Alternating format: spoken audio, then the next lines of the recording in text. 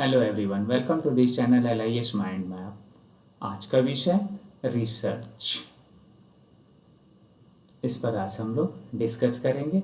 Research अनुसंधान या शोध जिसे हम कहते हैं सामान्य भाषा में, हिंदी में, राइट।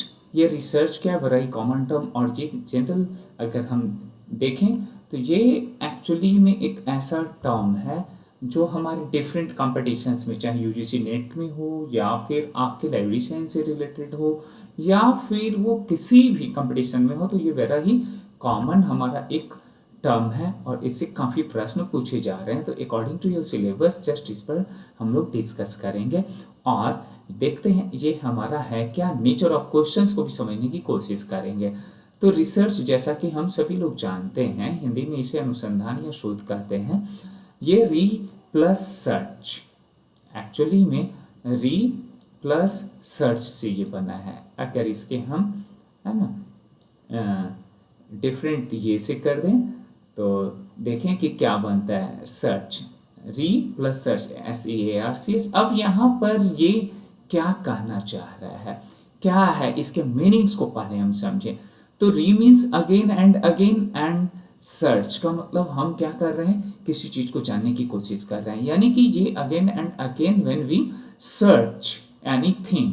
और what the meaning of the anything, इसका एनीथिंग का मतलब यहाँ पर क्या है कि जब हम क्या करते हैं कि न्यू जो होता है हमारा, किसी न्यू चीज़ों को इन्वेंशंस के रूप में हम करते हैं, या फिर हम कह सकते हैं कि जैसे सपोज डेट कि न्यू नॉलेज के लिए, आप जैसा कि यहाँ देख रहे हैं, अगर न्यू नॉलेज के लिए अगर हम कर रहे हैं तो ये भी हमारा क्या है कि एक जो है प्रक्रिया है और इसे ही हम शोध कहते हैं। अब बात आती है कि रिसर्च हमारा क्या है कि ये एंडलेस प्रोसेस है। कैसा प्रोसेस है, ये कंटिन्यूस चलने वाली है, ये कभी भी रुकने वाली नहीं है। जहां हम कहीं, अगर कोई व्यक्ति कहीं शोध करके वो अपने कुछ गोल तक पहुंचने की कोशिश करता है, पहुंचता है, तो उसके बाद फिर जिज्ञासा हमारे अंदर आती है और वो पुनः क्या होता है कि हम वहां से फिर कंटिन्यू करते हैं। इट मीन्स कि it is the continuous process. अब ये हमारा क्या हो गया कि कंटिन्यूस प्रोसेस हो गया और हम इसे क्या करते हैं कि लगातार, है ना, कुछ नई चीजों को जानने का हम क्या करते हैं, न्यू नॉलेज के लिए हम ये क्या करते हैं कि उस पर हम बार बार सर्च करते हैं। तो यही प्रक्रिया ही हमारा क्या कहलाता है, रिसर्च कहलाता है। तो अब ये तो समझ में बात आ गई, ये सारी चीजें कि हमारा रिसर्च क्या है। बट अब यहाँ पर देखें जनरल मीनिंग्स कि research is a systematic and scientific process of the collecting. ये क्या करता है कि जनरल अगर सामान्य मीनिंग हम देखें तो ये क्या कर रहा है कि साइंटिफिक प्रोसेस है जिसमें कलेक्ट करता है, analysing and interpreting information to discover new facts और वेरीफाइंग एग्जिस्टिंग नॉलेज। यानी अनुसंधान एक व्यवस्थित एवं वैज्ञानिक प्रक्रिया है जिसके द्वारा नए तथ्यों की खोज की जाती है तथा पूर्व विद्यमान ज्ञान की सत्यता की जांच की जाती है। यानी जो पूर्व में जो हमारा शोध हुआ है उसकी जो है एग्जिस्टिंग नॉलेज जो है उसको हम वेरीफाई करते हैं।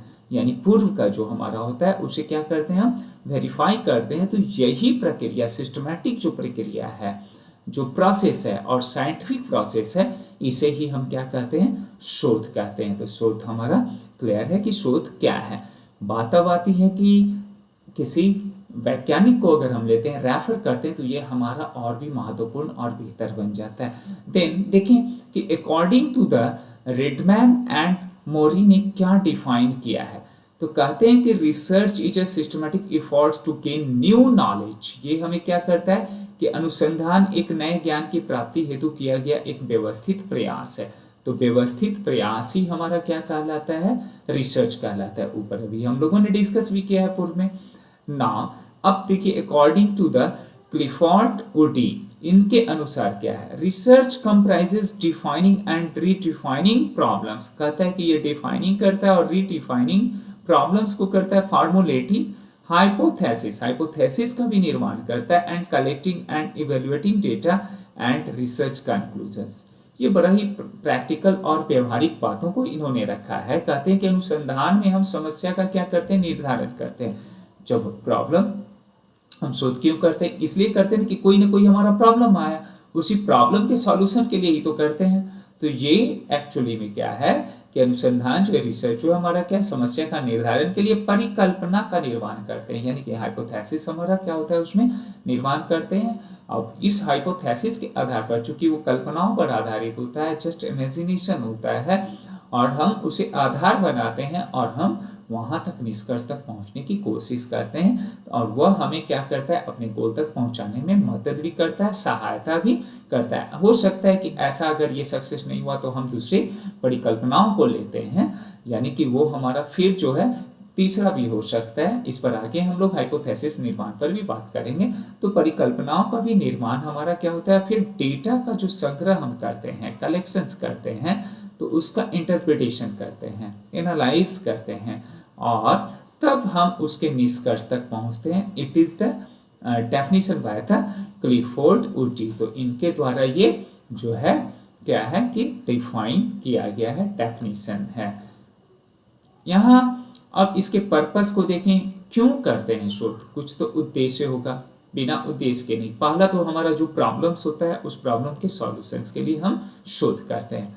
सेकंड हमारा क्या कहता है, टू डिस्कवर न्यू नॉलेज, हम नए नॉलेज के लिए, हमारी नई जानकारी हमें प्राप्त करना है, चूंकि प्रॉब्लम्स आता है और कुछ नई चीज़ों को हम जानने की कोशिश करते हैं। तो first one purpose is the कि ये to discover new knowledge, and second जो हमारा आउटलाइंस होगा, जो पर्पस होगा, वो होगा टू वेरीफाई एग्जिस्टिंग फैक्ट, पूर्व में जो भी स्थापित तथ्यों की सत्यता की जांच करना, यानी जो पहले हमारा रिसर्च हुआ है, शोध हुआ है, तो उसके फैक्ट्स को भी हम जानते हैं, उसमें हम रिव्यू लिटरेचर करते हैं और फिर हम आगे बढ़ते हैं और देखते हैं। तो ये हमारा एग्जिस्टिंग फैक्ट्स के वेरीफाई के लिए भी करते हैं। तो सेकंड जो पर्पस ये है हमारा।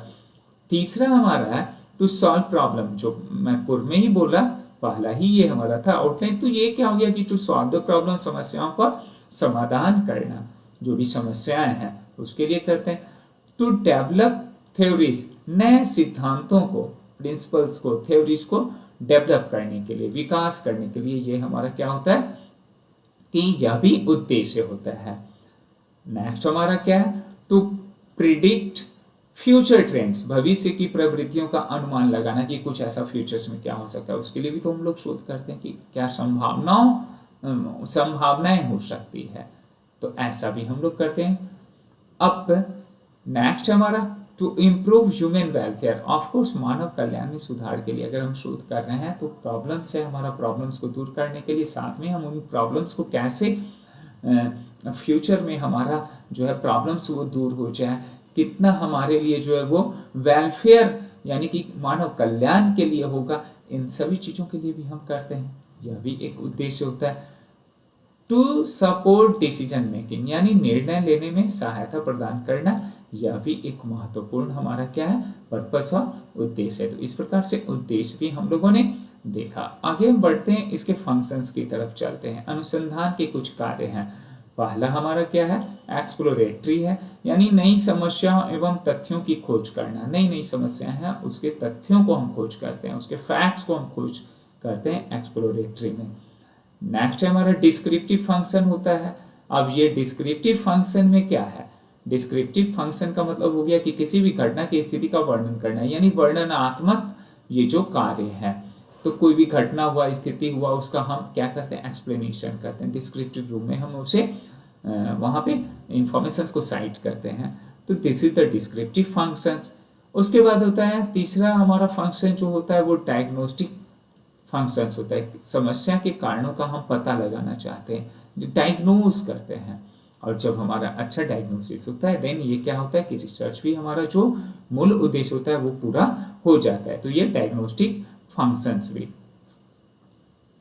अब हमारा क्या, प्रिडिक्टिव फंक्शन, भविष्य के परिणामों का अनुमान लगाना कि भविष्य में क्या होना है, यानी फोरकास्ट भी ये करता है। तो यह भी एक फंक्शन हमारा है। नेक्स्ट हमारा है इवेल्युएटिव फंक्शन, कार्यक्रम एवं नीतियों का मूल्यांकन करना। तो this one is the very important, यानी कि इवेल्युएटिव भी हमारा मूल्यांकन करना भी हमारा एक क्या है, फंक्शन है। साथ ही डेवलपमेंटल फंक्शंस, ज्ञान एवं समाज के विकास में योगदान देना, यह भी तो हमारा एक महत्वपूर्ण है फंक्शन, कार्य अनुसंधान का। और फाइनली हम देखें तो साइंटिफिक फंक्शंस यानी वैज्ञानिक दृष्टिकोण को ये क्या करता है, बढ़ावा देता है। तो यानी फंक्शंस ऑफ रिसर्च में it is the very important, है ना। ये हमारा जो आउटलाइंस है ये सभी के सभी इंपॉर्टेंट आउटलाइंस ही हैं। आगे इसके स्कोप यानी कि अनुसंधान का क्षेत्र हम देखते हैं, इसका क्या क्या स्कोप से क्या कहाँ कौन कौन से, है ना, क्षेत्रों में है। तो research has wide scope in almost every field knowledge and human life, यानी कि यह जो है इसका क्षेत्र जो है मानव जीवन में क्षेत्र का कोई भी ऐसा, है ना, क्षेत्र है जो नहीं बचा हुआ है। चाहे वो एजुकेशन की बात करें, शिक्षा की बात करें, साइकोलॉजी की बात करें, सोशियोलॉजी की बात करें, मेडिसिन की बात करें या हेल्थ की बात करें, एग्रीकल्चरल एरिया में क्या शोध नहीं हो रहा है, साइंस एंड टेक्नोलॉजी में आए दिन देखिए तरह तरह के शोध होते चले जा रहे हैं, बिजनेस एंड मैनेजमेंट में कि हमारा बिजनेस और व्यापार कैसे वो ग्रो करेगा, इस पर वो लगातार हो रहा है। लाइब्रेरी एंड इंफॉर्मेशन साइंस में देखेंगे डेसीटॉक TRDO में लगातार, इंस्टॉक टैसीटॉक, है ना, नेस्टॉक, इन सभी में लगातार, है ना, शोध चल रहे हैं। इन्वायरमेंटल स्टडीज में हमारा जो है पर्यावरण जो स्टडी है उसमें है, public administration and policies and different so many fields, है ना, जिसे भी आप कहेंगे तो वहाँ है। चाहे वो एजुकेशन तो है ही, टोटल ओवरऑल देखा जाए तो शोध का स्कोप है या एक महत्वपूर्ण हमारा जो है क्षेत्र है। ना इथिक्स, इसके इथिक्स के अनुसंधान में नैतिकता बहुत महत्वपूर्ण है। अगर ये नैतिकता हमारा इथिक्स नहीं होगा तो फिर हमारा वो कभी भी सही शोध या निष्कर्ष तक हम नहीं पहुंच पाएंगे और हमारा उससे ना ही सोसाइटी में लाभ होगा, ना हम किसी भी तरह के, है ना, नई चीज़ों को हम नहीं दे सकते हैं। तो ये research ethic refers to moral principles that guide researchers in conducting honest, fair and responsible research, यानी अनुसंधान जो है नैतिकता उन नैतिक सिद्धांतों को संदर्भित करती है जो शोधकर्ता को ईमानदार, निष्पक्ष, उत्तरदायी अनुसंधान करने हेतु मार्गदर्शन प्रदान करता है। यानी इसमें honest, fair and responsible research is very important, ये कंडक्ट करता है। तो इथिक्स इतना हमारे लिए जरूरी है किसी भी शोध के लिए। अब ये प्रिंसिपल जो हमारा है, प्रिंसिपल ऑफ इथिक्स क्या है, जैसा कि ऊपर सेंटेंस में हम लोग ने समझने की कोशिश किया, तो देखिए ऑनेस्टी इसमें बहुत जरूरी है, आपकी ईमानदारी की, है ना। आपके अगर इस इथिक्स को नहीं फॉलो करेंगे तो रिजल्ट तक भी नहीं पहुंचेंगे, साथ ही साथ जो आपका मूल उद्देश्य है वो पूरा नहीं हो पाएगा। तो honesty is the very important principles. Objectivity, वस्तुनिष्ठता, यानी कि ऑब्जेक्टिव आपको होना होगा उसके लिए। कॉन्फिडेंशियलिटी यानी गोपनीयता।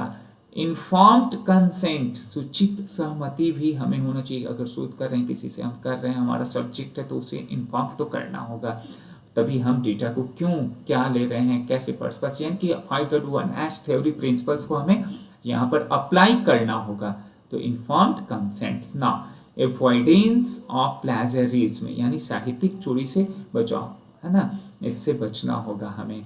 और इंटेग्रिटी, सत्यनिष्ठता, और साथ ही साथ रेस्पेक्ट ऑफ पार्टिसिपेंट्स यानी प्रतिभागियों का सम्मान करना होगा। देन हमें डेटा जो कलेक्शन होगा ना तो वो हमारा बड़ा परफेक्ट होगा। तो इट इज़ वेरी इंपॉर्टेंट, यह हमारा इंपॉर्टेंट बात होता है। इस प्रकार से हम लोगों ने अभी रिसर्च की कुछ इंट्रोडक्शंस पे पढ़ा। अब कुछ इससे रिलेवेंट कुछ प्रश्नों को भी हम लोग देख लें जो नेचर ऑफ क्वेश्चंस यूजीसी में स्पेशली आए हैं, साथ ही साथ लाइब्रेरी साइंस के फील्ड में या फिर अदर फील्ड्स को भी देखें तो ये काफ़ी महत्वपूर्ण हमारा टॉपिक बन जाता है। व्हाट इज द रिसर्च, अनुसंधान क्या है, तो ये क्या है, इंटरटेनमेंट, गेस वर्क, नो, ये हमारा क्या साइंटिफिक प्रोसेस हम लोगों ने डेफिनेशन में ही देखा था, तो बी हमारा बिल्कुल सही जवाब। What is the main purpose of the research, research का मुख्य उद्देश्य हमारा क्या है, तो ये नॉलेज क्रिएशन यानी कि नॉलेज का ही creation, it is the very important part. तो so B is the right answer, B हमारा क्या है, बिल्कुल सही जवाब है।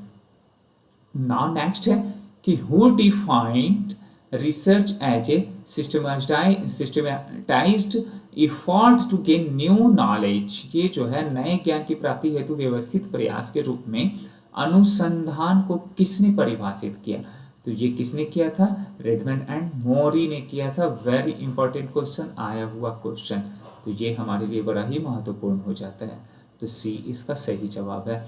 नेक्स्ट क्वेश्चन है हमारा, विच functions of research predict future outcomes, यानी अनुसंधान का कौन सा कार्य भविष्य के परिणामों का अनुसंधान लगाता है। तो अब देखिए यहाँ भविष्य के अनुमान का, तो प्रिडिक्टिव, ये तो अस्पष्ट भी हो जाता है, एक्सप्लोरेटरी तो नहीं होगा, डायग्नोस्टिक नहीं होगा, कौन सा होगा, प्रिडिक्टिव होगा। तो यह हमारा सही जवाब है। नेक्स्ट क्वेश्चन की तरफ हम लोग बढ़ते हैं और देखते हैं which of the following is related to research ethics, निम्न में से कौन सा अनुसंधान नैतिकता से संबंधित रखता है, कौन सा जो है नैतिकता इथिक्स की बात करता है, तो वो ऑनेस्टी इंपॉर्टेंट है। ये बायस तो गलत है, ऐसे भी मैनिपुलेशन एंड चीटिंग ये सारा क्लियर है, स्पष्ट है। तो ये हमारा क्या हो गया, ऑनेस्टी, ई सही जवाब है। Which research functions identifies causes of problem, यानी अनुसंधान का कौन सा कार्य समस्याओं के कारण की पहचान करता है, तो कौन सा करता है, अब किसी को कारण यानी कि डायग्नोज करना, डायग्नोस्टिक, तो ये हमारा क्या हो गया, बी इसका सही जवाब है, यानी B is the right answer. Next की तरफ हम लोग बढ़ते हैं और देखते हैं रिसर्च हेल्प्स इन, अनुसंधान सहायता करता है, किसमें करता है, क्या नॉलेज डेवलपमेंट में करता है, ऑफ कोर्स नॉलेज का इन्हांस करता है, सोशल वेलफेयर के लिए तो करते ही हैं, ये ऑब्जेक्टिव्स में हम लोगों ने पढ़ा था, प्रॉब्लम को सॉल्व करने के लिए ये करता है, तो इट मीन्स कि ये all of this, D is the right answer. Now plagiarism means क्या होता है साहित्यिक चोरी, जब किसी की आप क्या करते हैं, कॉपी करते हैं और अपना नामाकरण करने लगते हैं, तो क्या है उसमें तो पनिशमेंट भी हम सभी लोग जानते भी हैं, बट आए दिन ऐसा देखा भी जाता है, तो क्या हो गया, यानी कि copying others work without credit, है ना, तो ये B is the right answer. Next हम लोग बढ़ते हैं और देखते हैं कि रिसर्च एथिक्स इंश्योर्स, यानी कि यह जो है अनुसंधान नैतिकता सुनिश्चित करती है, क्या सुनिश्चित करती है, तो क्या करेगी, फेयरनेस, हमें एथिक्स में क्या फेयरनेस होना चाहिए, ऑनेस्ट होना चाहिए, ऑनेस्टी होनी चाहिए, रेस्पॉन्सिबिलिटी उत्तरदायी होना चाहिए, यानी जब तीनों है तो इसका मतलब है कि ये क्या हो गया, all of these. Next question है कि which ethical principle emphasizes truthful in research, यानी कि रिसर्च में ट्रूथफुल कौन सा है हमारा, कौन सा नैतिक सिद्धांत अनुसंधान में सत्यता पर बल देता है, तो कौन सा देगा, बायसनेस गलत, मैनिपुलेशन गलत, कॉन्फिडेंशियलिटी गलत, ये honesty is the right answer, A is the right answer. तो आज हम लोगों ने रिसर्च के इंट्रोडक्शंस के साथ साथ डेफिनेशंस को देखा, कुछ प्रश्नों को भी किया। थैंक यू सो मच कि आपने पेशेंसली वॉच किया। पुनः मिलता हूँ नए टॉपिक के साथ। Thank you so much.